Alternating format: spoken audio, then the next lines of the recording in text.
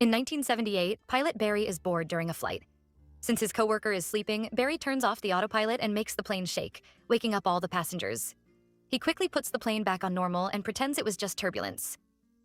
When Barry comes home from work, his wife Lucy is waiting with cute naughty clothes so they can get busy, but Barry immediately falls asleep. One day, while Barry is having a break at a bar between flights, he's approached by Monty, who knows Barry's secret.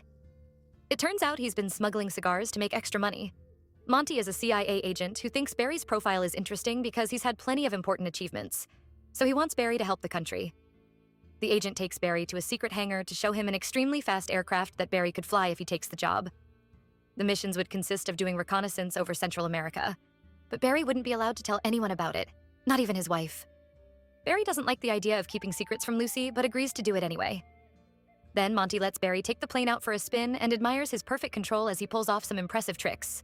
Barry is having fun flying like he hasn't in many years. Later at home, Barry tells Lucy that he's leaving the commercial airline to join a private company called Independent Aviation Consultants, which is the name Monty gave him as a cover. An argument ensues because Lucy thinks it sounds like a scam and he's making a big mistake. Barry wonders if she's right, but during his next commercial flight, he immediately gets bored and leaves the plane without a word. Afterward, Barry quits his regular job and starts doing the missions for Monty. Because of the Cold War, the Soviets are backing communist insurgents in Central America, and the CIA wants pictures of their activities. Barry flies the CIA's plane over various countries and goes pretty low to take extremely detailed photos. This often means the insurgents open fire at him, but he's such a great pilot that he always gets to escape without getting hurt. It's very dangerous, but he finds his new job very exciting. His pictures are so good that Monty gets praised at the office all the time for the intel he's acquired. One day, a bullet actually hits the plane and Barry almost crashes, but he changes a few things in the controls and quickly gets to fly off safely. Thanks to this new job, Barry gets to be home more and actually gives pleasure to Lucy. Eventually, they even have kids. However, Barry hasn't told his family that he's changed jobs and he puts on his old uniform every time he goes home. Another problem is that Barry isn't being paid well. Monty always showers him with compliments, so Barry asks for a raise, yet Monty says he has to wait. Sometime later, Barry is given a new mission which he calls Bagman. He has to stop at Panama and exchange packages with Colonel Noriega, who has been selling intel to the CIA. One day, Barry lands in Colombia to refuel when suddenly some men surround him and take him away in their car. Moments later, Barry is in the office of famous narco-terrorist Pablo Escobar, who knows that Barry isn't the businessman he's pretending to be. Pablo takes Barry on a tour through his plantation and offers to pay him big money if he agrees to smuggle their illegal powder. Barry likes the idea, but he notices a crashed plane in the trees. It turns out the plantation runway is too short, and that caused the death of several pilots. However, Pablo refuses to make it bigger because it would be seen by the army, and he tells Barry that if he can't do it, then he can just leave. Barry takes this as an insult to his skills and accepts the job as it is. Then Pablo tells Barry he has to land in Miami to deliver the goods. Barry thinks that's too dangerous and proposes to drop the stuff in Louisiana by using a special hatch in the plane. The dealers will just have to be there to pick it up. He teaches the workers how to wrap the packages to protect them from the fall and has to stop them from overloading the plane. He may still have room, but too much weight wouldn't allow him to fly. After pushing the plane as far into the runway as possible, Barry finds a guy in the cockpit. The workers want him to take a guard for the product, but Barry refuses, having to explain the weight issue again. Before he leaves, he's given a cross for protection and he hangs it on the dashboard. Pablo and his men start a bet to see if Barry will survive the experience. The plane isn't happy about all the weight and struggles for a couple of miles through the trees, but eventually it takes off successfully, and Barry kisses the cross.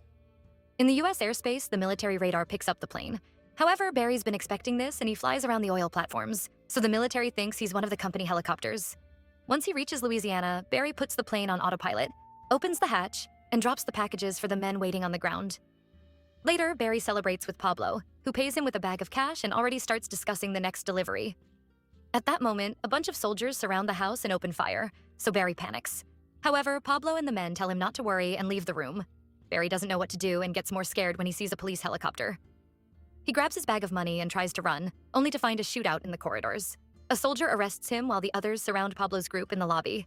A few days later, Pablo and his friends are released, but Barry is still in jail and missing a tooth. Monty comes to see him and informs him that the police know he's a smuggler, so his house will be searched tomorrow. Barry doesn't want to get his family in trouble and asks Monty for help. The agent agrees to help Barry, but in return he'll have to deliver weapons to some rebels in Nicaragua since the new president has a plan for the war. A desperate Barry has no choice but to take the deal. Moments later, Barry is out of jail, but Monty couldn't make the search order disappear. To protect his family, Barry can move to a place arranged by the CIA in Arkansas. Barry arrives home at 4 a.m. and wakes his family up to urge them to pack their things. Lucy is confused and asks for an explanation, but Barry just asks her to trust him. They grab their things pretty quickly and leave the house right before the police arrive. In Arkansas, the family isn't happy to see a boring small town with almost no people. The house is in the woods and needs lots of repairs. Monty is waiting in the forest, so Barry leaves without an explanation, and Lucy starts to get suspicious. The duo makes it to a private airport, and Monty reveals that the whole area from the house to this place belongs to Barry now.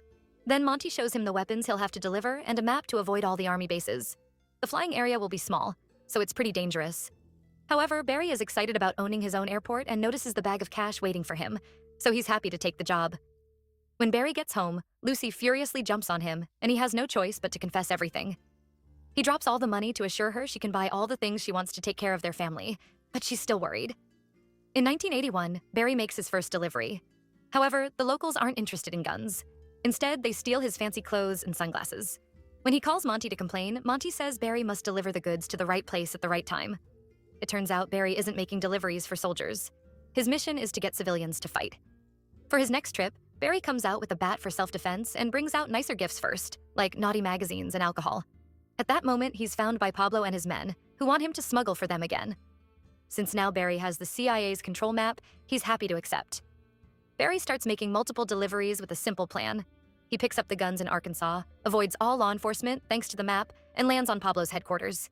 Colombians keep most of the guns and load the plane up with their product, which Barry then takes to the training camp. There, the powder product is put on boats that sail it to Miami. Barry also gets bags of powder that he takes to the state after a stop for fuel in Panama, where he's protected by Noriega. The colonel gets some happy powder in payment too. When Barry returns to Louisiana, he dumps the rest of the bags in the swamps for the dealers to collect. Barry starts making a lot of money with his side job, and the operation gets so big that he hires help. These 4 men have experience in illegal activities, and Barry nicknames them his snowbirds. All of them fly separately for maximum profit. One day, Monty approaches Barry with huge news. The US government wants to bring the insurgents to Barry's land to train them. Soon all of Barry's planes are bringing people over, and those rebels are happy to leave their poor neighborhoods because they believe the fake promises of the American dream. Every time Barry lands in Latin America, the locals surround him and beg him to take them. Soon an entire training base is set up in Arkansas, and the young men are trained in firearms. Barry continues to take pictures and deliver both guns and powder as well. Some people in town are starting to get suspicious, but Barry's doing lots of projects that keep everyone happy, so they're willing to look the other way. Barry has bought a new car and renovated the entire house, but he still has too much money and he can only deposit a small amount in the bank without giving away his illegal business. To deal with this, he sets up a bunch of companies in town and creates silly jobs for the locals. Eventually, he even buys new planes for his airport. Lucy likes the new fancy life they're living and starts going with Barry to the parties thrown by Pablo. One night, the couple even gets dirty while Barry is flying the plane. The money still keeps coming and is starting to pile up around the house, so Barry's solution is to bury it in the backyard. One day, Lucy's brother JB comes to see the family and explains he's unemployed, so Barry allows him to become the cleaning boy for the airport. During this time, the money keeps piling up and there's no more room in the backyard. The dog digs out a bag by mistake and JB ends up finding some bags too. When Barry opens the barn door, the bags of money fall on top of him. He ends up dropping the cash in the barn among the horses' hay. That afternoon, JB comes home with a new car and a girlfriend who appears to be a minor. Lucy immediately takes the girl away, and Barry scolds JB for spending money recklessly. In 1983, Barry's crew is tired after a long day of work. That night, they aren't careful enough during their trip home, and the planes are finally detected by the government's radars. The army jets start following the team, and Barry knows they can't outspeed them because those jets have the fastest technology. Instead, he tells his team to slow down and circle over the ocean for the rest of the night. Eventually, the jets run out of fuel and have no choice but to turn back. Sometime later, the FBI notices that a little town in Arkansas is producing way too much money. An agent visits the place and notices there are too many banks, not to mention the luxury cars on the street. Meanwhile, Border Patrol also finds Barry's planes and sends out their own. They learned from last time, and now they send normal planes that keep up with Barry's models. Unable to lose them, Barry decides to make a sudden turn and lands in the middle of a street. A car has to drive off the road to avoid a crash, and the plane destroys various signs as it continues to move. It ends up crashing into trees in someone's backyard before it finally stops. Without hesitation, Barry grabs his bag of money, drops some cash for the people living there, and takes a kid's bicycle to escape. In the meantime, Pablo declares war on the government and his group is kicked out of Colombia, so they settle down in Nicaragua. Barry immediately leaves to meet him, so JB takes the chance to steal a bag of money and goes to town. The sheriff sees him and immediately chases after him to arrest him on the street, and soon the FBI agent follows them. Lucy calls Barry to warn him, but he can't leave until he finishes a new deal with Pablo, which will be even more dangerous once he gets home. Barry calls JB in jail and tells him not to talk because he'll take care of everything. Then Barry calls Pablo and tells him he must pause business until he's done dealing with the JB issue, but Pablo promises he'll solve it. A few hours later, JB is out of jail. Barry takes him to the middle of the road and gives him a bunch of money plus a passport, asking him to disappear from his life. A furious JB yells at Barry, insulting Lucy as he gets in his car. Barry comes out to defend Lucy, but freezes when he sees the vehicle exploding. Obviously, JB is now dead, so Barry pushes the wreckage into the woods to hide everything. Sometime later, Manny is scolded by his superiors because half of the weapons sent to Nicaragua ended up in the hands of traffickers instead of rebels. Manny visits Barry to cancel the entire operation and sends all the rebels home. He tells Barry to wait for a new call, but it's clear that the CIA is done with him. When Manny returns to the office, he orders his men to burn every document related to Barry. At the same time, Barry tells the snowbirds to pack their things and run, although they don't know what to do with all the guns. That night, the airport is suddenly surrounded by several law enforcement agencies, from the FBI to the federal police. Barry is arrested and he asks for his right to a phone call, but when he tries to call Pablo, the number isn't valid. Dozens of officers surround Barry while he talks to the prosecutor, whose speech is interrupted by a call from the governor. The officers stare in disbelief when the prosecutor then announces that Barry is free to go. As soon as he steps outside, Barry is picked up by a bunch of men in suits who fly him to the White House. He attends a meeting with some of the most important men in the military, who are desperate to prove that Latin America is behind all the trafficking and to catch Pablo. They want Barry to keep smuggling for Pablo as a double agent and gather the evidence they need. Barry obviously takes the job. In 1984, the government gives Barry a new plane and shows him where all the cameras are hidden. All he has to do is take pictures. Barry is worried because he thinks the cameras are too obvious, but he can't back out now because it means jail. Barry and one of the snowbirds leave on the new plane and fly through a storm to make it to Nicaragua. As soon as they land, they're surrounded by angry soldiers who make the duo drop to their knees. Soon Pablo's assistant arrives and orders his men to shoot the gringos, only to start laughing. It turns out it's just a prank. Then Barry checks on Pablo and things are tense at first, but Barry convinces him that they're still friends. The delivery continues as usual and they get to take all the needed pictures. Sometime later, the government makes an official announcement on television about winning the war against smugglers. They put the pictures on the screen as proof, but they don't blur Barry's face, which makes Lucy furious. At the same time, Pablo and his team learn of Barry's betrayal. Barry calls a government official to ask for help, and the man apologizes for publishing the pictures by mistake. But he also says that Barry knew the risks. That day, Barry has a final dinner with his family and tells Lucy to put on all her expensive jewelry before the feds arrive so they can't take it from her. Soon the house is full of agents taking away all the money and valuables. Barry watches while telling Lucy to leave with the kids, but without him, so they'll be safe. Lucy refuses and starts taking off all the jewelry. A desperate Barry calms her down and reminds her he'll be in prison for a while, so she finally agrees to flee.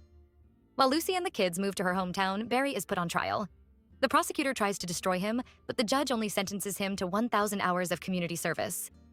Barry simply walks away while the prosecutor continues to protest. Knowing that Pablo is coming for him, Barry starts to sleep in a different motel every night. In the process, he records a bunch of videos narrating his whole story. Every time he starts his car, he asks people in the area to step back because he's scared it may explode. In the evenings, he has to show up at a Salvation Army house to do his community service. One night when he parks his car, mysterious men surround him and shoot him in the head. The police find the body in the morning, but the FBI takes over the investigation to cover it all up. One of the snowbirds is arrested, but eventually he becomes a rural pastor in Alabama. The snowbird's whereabouts are unknown. Monty is promoted when he proposes to his bosses to get the Iranians to arm Latin America. The CIA continues to use Barry's planes to arm the rebels, but they don't know how to handle the weight, and the operation is canceled when they get shot down. Lucy works at a fast food restaurant, however she still has some of the fancy jewelry. This is based on a real story, and this incident is what sparked the Iran-Contra scandal. The real Barry was shot in his car on February 19, 1986 at age 46. If you want to see more movies like this, then click on the subscribe button and press the bell icon. We will keep posting movies for you every day and you can enjoy watching them.